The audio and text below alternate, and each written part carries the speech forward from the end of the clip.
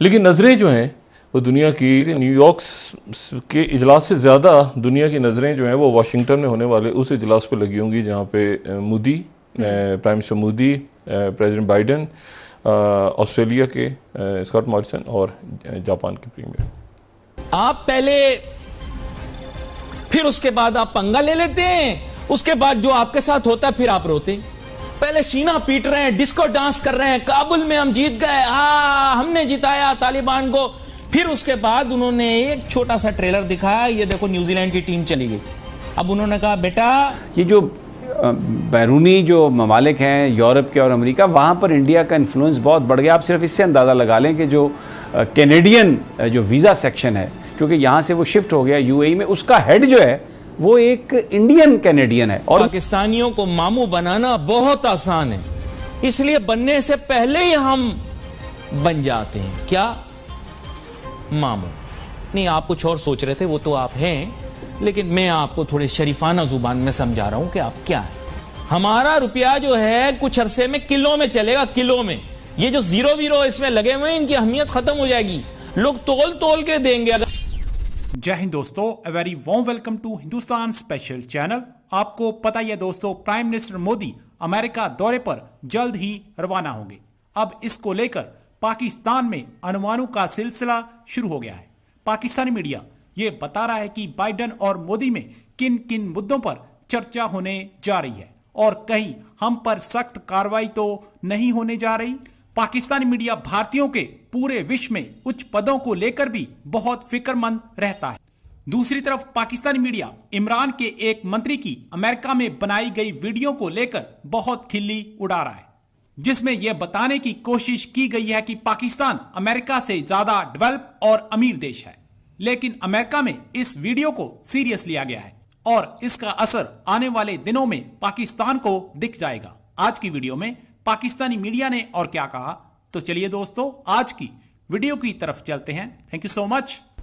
Saudi Arabia के जो वज़ीर ख़ारजा हैं वो 3 रोज़ा दौरे पे इंडिया में हैं। हमारा बरादर मुल्क है सऊदी अरेबिया, और ये उनका पाकिस्तान भी वो दरमियान में आए हैं बहुत दफ़ा, इस वक्त इंडिया में। और दूसरी मैं आपको बात ये बताऊं कि आज अब से कुछ देर पहले रजब तैयब एर्दोगन जो है वो न्यूयॉर्क के लिए रवाना हो गए। रजब तैयब एर्दोगन जो हैं चंद उन रहनुमाओं में से एक हैं जो खुद न्यूयॉर्क जा रहे हैं जनरल असम्बली के सेशन में खिताब करने के लिए, और वहाँ पर वो उस वक्त जा रहे हैं जब 3-4 मामलात के ऊपर वहाँ पे वो न्यूयॉर्क तक रहेंगे। अभी उनकी वाशिंगटन की कोई मुलाकातें मेरे सामने नहीं हैं, लेकिन नज़रें जो हैं वो दुनिया की ये इंपॉर्टेंट बात है कि न्यूयॉर्क के इजलास से ज़्यादा दुनिया की नज़रें जो हैं वो वाशिंगटन में होने वाले उस इजलास पर लगी होंगी जहाँ पे Modi, prime minister Modi, president Biden, Australia के स्कॉट मॉरिसन और जापान के प्रीमियर। वैसे ही ये भारत ने हमला किया और उसमें उन्होंने बरतानिया को यूज़ किया, उसमें उन्होंने न्यूजीलैंड को यूज़ किया। ये जो बैरूनी जो ममालिक हैं यूरोप के और अमेरिका, वहाँ पर इंडिया का इन्फ्लुएंस बहुत बढ़ गया। आप सिर्फ इससे अंदाज़ा लगा लें कि जो कैनेडियन जो वीज़ा सेक्शन है, क्योंकि यहाँ से वो शिफ्ट हो गया यूएई में, उसका हेड जो है वो एक इंडियन कैनेडियन है। और वो इतना मतलब मैं ज़ाती तौर पर कुछ हवालों को, कुछ केसेस को जानता हूँ कि उन्होंने वीज़े रिफ्यूज़ किए हैं, टोटल डिस्क्रिमिनेशन। और अगर आप उन्हें कंप्लेंट करें तो वो इसका जवाब भी नहीं देते। तो ये होना था, ये एक इसमें हमें एक नज़र आ रहा है, डिस्क्रिमिनेशन नज़र आ रही है। इसमें हमें नज़र आ रहा है कि क्योंकि पाकिस्तान अपनी रियलिटीज़ के मुताबिक बातें कर रहा है, पाकिस्तान चाइना के साथ खड़ा है, पाकिस्तान CPEC की बात कर रहा है, तो इनको उठ रहे हैं मरोड़, तो इसलिए ये कर रहे हैं। लेकिन मैं एक बात कहूँगा कि ये जो हमारा मीडिया एक मातम शुरू हो जाता है ना इस पर कि पता नहीं क्या हो गया, अब पता नहीं क्या होगा। भाई नहीं, उन्होंने मैच खेला, कोई बात नहीं, ना खेले मैच, हमारी टीम भी जाके उनके साथ मैच ना खेले, जो ममालिक आते हैं वहाँ पे हम जाके मैच खेलें। तो इसमें इतना मातम करने की और इतना कोहराम जो है ना वो मचाने की ज़रूरत नहीं है। ये 5th जनरेशन वॉरफेयर है क्या? बुनियादी तौर पे पहले जंग जो थी वो दिफाई महाज पे लड़ी जाती थी, बॉर्डर्स पे लड़ी जाती थी, उसमें सिपाही हिस्सा लेते। अब ये वॉरफेयर इकोनॉमिक वॉरफेयर बन चुकी है, डिजिटल वॉरफेयर बन चुकी है, इंफॉर्मेशन वॉरफेयर बन चुकी है, वगैरह वगैरह वगैरह। डॉलर की कदर में इजाफा और रुपए की बेकदरी, ये भी इकोनॉमिक वॉरफेयर का हिस्सा है। पाकिस्तानी रुपए को जितना ज्यादा कमजोर किया जाएगा, पाकिस्तान का तिजारती खसारा बढ़ता चला जाएगा। इस बात को मेरी गौर से समझो। पाकिस्तान के ऊपर जो बहुत ज्यादा कर्जे मुसल्लत किए गए हैं, है ना, जो ज़रे मुबादला के ज़खायर हैं वो दबाव का शिकार बनेंगे। इससे पाकिस्तान कमजोर होगा। लेकिन पाकिस्तानियों को मामू बनाना बहुत आसान है, इसलिए बनने से पहले ही हम बन जाते हैं। क्या? मामू। नहीं, आप कुछ और सोच रहे थे, वो तो आप हैं, लेकिन मैं आपको थोड़े शरीफाना जुबान में समझा रहा हूं कि आप क्या है। आपको मासूमियत से बना दिया जाता है, बेवकूफ आप बन जाते हैं। इसहाक डार बड़ा गंदा था, बड़ा गलीज आदमी था, बड़ा खराब आदमी था। उसने रुपए को जो है मजबूत रखा हुआ था, डॉलर को उसने सस्ता किया हुआ था, बड़ा गंदा आदमी था वो।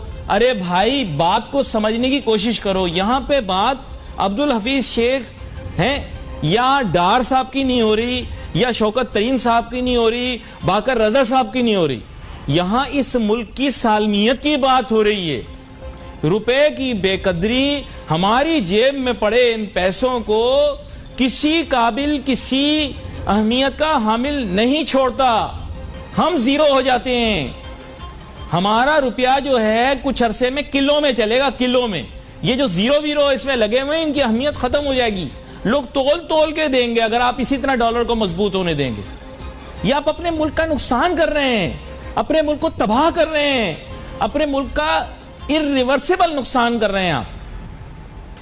लेकिन आपको समझ नहीं आ रही। क्यों? आप बहुत भोले हैं।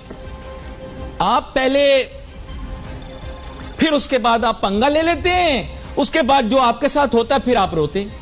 पहले सीना पीट रहे हैं, डिस्को डांस कर रहे हैं, काबुल में हम जीत गए, हमने जिताया तालिबान को। फिर उसके बाद उन्होंने एक छोटा सा ट्रेलर दिखाया, ये देखो न्यूजीलैंड की टीम चली गई। अब उन्होंने कहा बेटा सुपर पावर से पंगा लिया है, और नहीं तो क्या। आपका पता नहीं क्या प्रॉब्लम है साइकोलॉजिकल। अच्छा मुझे यह बता दो, ये जो नई दोस्ती की है इससे हमें क्या मिलेगा? बोले हमने चाइना से दोस्ती कर ली, डिस्को डांस। हम रशिया के पास चले गए, उससे जपियां मिले, डिस्को डांस। आपको रशिया कोई डॉलर नहीं दे सकता। फिर चाइना